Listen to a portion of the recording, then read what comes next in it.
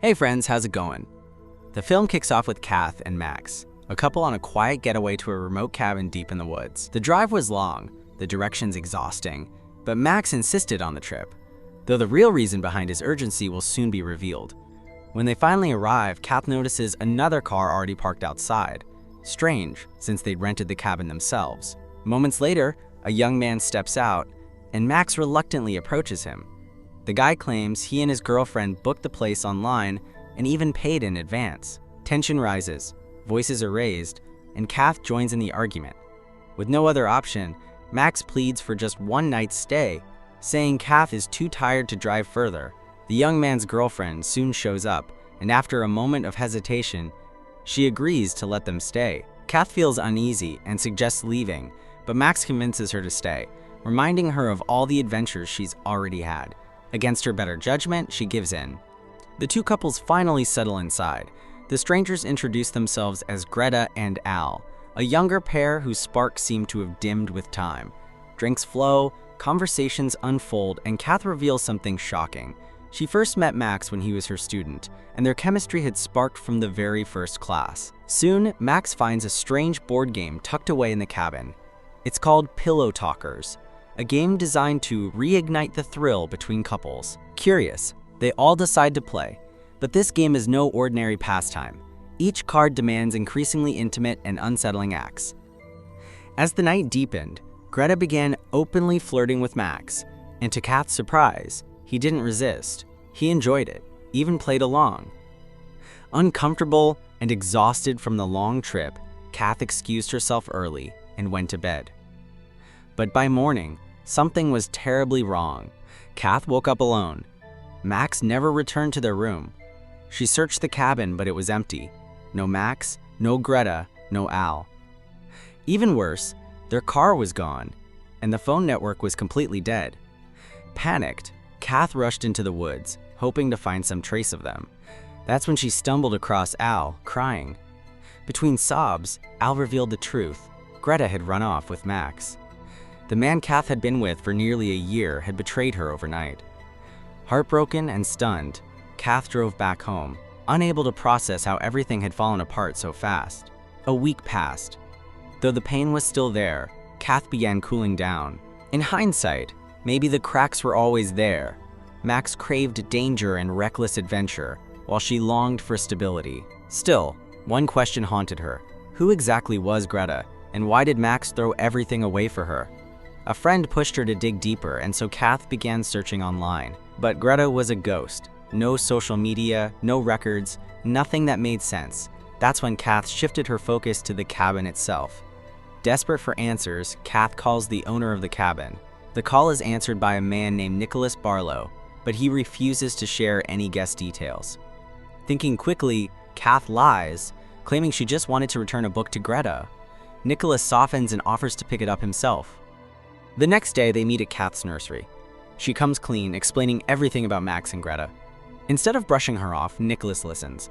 Later, at a cafe, he shows sympathy for her situation, but still refuses to give Greta's number. Instead, he offers to accompany Kath to Greta's place himself. While they're talking, a stranger suddenly recognizes Nicholas. Turns out, Nicholas was once a pioneer in a biotech startup, a company so valuable that GlaxoSmithKline wanted to buy it for millions. But Nicholas had turned down the deal. Suspicious, isn't it? The film then takes us back through a flashback, back when Max was at Kath's house attending a party. One of her friends casually mentioned a conspiracy, hidden cult messages buried in Spotify playlists, and how unsafe it was for kids. Max chimed in, claiming he'd stumbled into it himself. According to him, Spotify had once led him to a shady warehouse, where he bought a rare set of records. That was Max, always chasing danger, always hungry for risk. His obsession with collecting records only pulled him deeper. Later, during one of his routine errands, Max spotted Greta and Al at a supermarket, locked in an argument. Their edgy, underground style immediately made him think they might be part of some cult. Curious, Max struck up a conversation. Greta liked his adventurous streak. Soon she invited him to one of their gatherings. Before long, Greta and Al escorted Max to their base, a bizarre hangout filled with heavy metal fanatics and eccentric strangers. Drinks flowed, questions got weirder. Are you 50? Are you vegan? Any cancer history in your family? Max didn't realize it yet, but he was being sized up. Finally, Greta extended an invitation to something bigger, a concert at that very same cabin. A concert unlike anything Max had ever seen, driven by heavy metal, ambient noise, and something far more sinister hiding underneath. The next day, Nicholas and Kath stood outside Greta's address. On the way, Nicholas opened up about his past. His father had died from a rare genetic nerve disorder called synaptic hypertrophy, a tragedy that struck just before Nicholas was about to sign his big biotech deal. The loss forced him to rethink his life, what it meant, what he wanted to do with it, and how he could possibly prevent others from facing the same fate. From then on, he dedicated himself entirely to research, hunting for a cure. Just then, Kath spotted Greta entering the building. Without wasting time, she and Nicholas followed. She told Nicholas to check upstairs while she searched the other way. Inside, she discovered Greta's secret world. It was the base of an underground metal band where Greta herself was a member.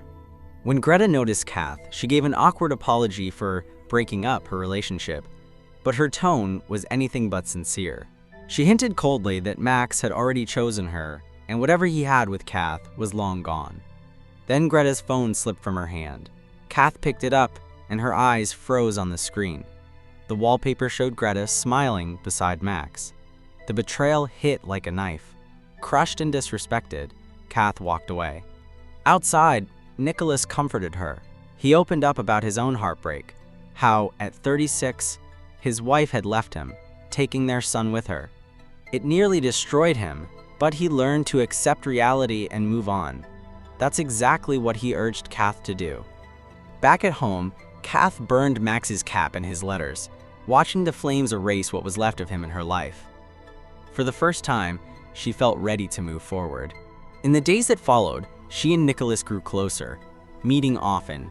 He spoke passionately about his research, about a new transfusion therapy he'd been testing, experiments that, according to him, were already showing promising results. The film cuts to another flashback inside the cabin.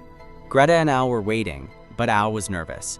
He doubted Max would actually show, and whatever they were planning had him on edge. When he saw Max arrive with Kath, panic set in. He wanted to call the whole thing off, but Greta stood firm, determined to see it through. In private, Max confided in Greta about Kath, explaining he wanted to surprise her. But instead, Greta lured them deeper into the trap. The very next morning, after Kath stormed out in heartbreak, Al rejoined Greta. Meanwhile, Max was nowhere to be seen because he was locked inside a drum, sedated. The cult had only been a cover. Their true plan was far darker. Back in the present, Kath paid Nicholas a visit, bringing him an avocado tree as thanks for all his help. He welcomed her warmly, offered coffee, and the two shared a quiet moment. For the first time, a spark seemed to flicker between them. Later, when Nicholas stepped out to gather firewood, Kath's curiosity got the better of her. While exploring his home, she stumbled across a photograph that froze her in place. Nicholas, standing beside Al. The truth hit her like ice. Al was Nicholas's son. Heart racing, Kath grabbed a set of keys and unlocked a sealed door. Inside, she found a hidden room. Makeshift beds, tubes, vials of medicine. Outside in the woods, she noticed a strange container. The film flashes back again, this time to Greta and Al inside Nicholas's house. Greta was reading a medical report that left her stunned. Max wasn't just a victim. He was a genetic match for transfusion. The horrifying reality sank in. Greta and Al had kidnapped Max. Nicholas was furious when he discovered what they'd done, refusing to condone it. But Al defended himself, saying he'd grown up 23 years without his father and couldn't bear to lose him now. Since the disease was genetic, Al was also at risk. Their twisted logic left Nicholas trapped. If the truth ever came out, all three of them would go to prison. Meanwhile, Kath crept toward the container in the woods. Using the stolen keys, she unlocked it, and what she saw nearly broke her. Inside was Max, still alive, but his body was riddled with surgical cuts, blood bags hanging around him for extraction. Kath rushed to Max, trying to shake him awake, but he was too far gone, slurring nonsense under the heavy haze of drugs. Suddenly, Nicholas, Al, and Greta stormed in. Nicholas tried to calm the situation, reasoning with Kath. He confessed that Max was being used as the source of his transfusions, an attempt to keep his condition under control. But then Greta dropped a bombshell. She pulled out a medical document exposing the truth. Nicholas never had a neurological disease. The transfusion therapy wasn't about survival at all. It was about vanity. Nicholas was draining Max's blood to renew his own cells, desperate to stop aging, terrified of growing old and weak. Greta admitted she'd gone along with it because she too craved eternal youth. Al was blindsided. He had truly believed his father was dying. Hearing the truth shattered him. Nicholas, cornered, apologized to his son, justifying it by saying the treatment would give him more time with him, but the damage was done. Greta, however, had no patience for sentiment. She insisted Kath had seen too much and needed to be silenced. Thinking fast, Kath turned to Nicholas, appealing to his fears. She confessed she wanted the transfusion too. She admitted that dating young Max had been her way of clinging to youth, and that every passing day of aging terrified her. Then she turned to Greta and suggested she should be her source instead, since Greta was the youngest. Nicholas agreed to Kath's plan and convinced his son Al to go along with it. Greta begged him not to, but Al made his choice. His father was more important than a girlfriend. Together, Nicholas and Al restrained Greta and sedated her. During the chaos, Kath seized her chance.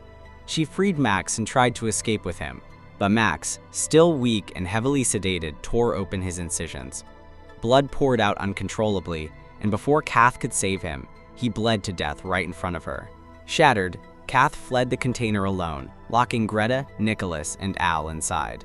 Covered in blood, she staggered back to her car, sat in silence for a moment, and then returned to Nicholas's house. She stood by the window, staring out at the cabin in the distance. And that's where the film ends. In the end, this isn't just a thriller. It's a story drenched in betrayal, obsession, and the desperate hunger to hold on to youth. Max is chasing adventure, Greta immortality, Nicholas running from age, Al, blind to the truth, never saw any of it coming. And Kath, trapped in their web of lies, left broken and bloodstained, staring into the cabin from a distance. Did Kath change her mind? Did she decide to stay? Or did something darker take root inside her? The film leaves it deliberately unclear whether she was simply broken from betrayal or if her intentions had shifted into something far more sinister. If you enjoyed this recap, make sure to hit that like button and subscribe for more. Thanks for watching, take care, and I'll see you in the next one.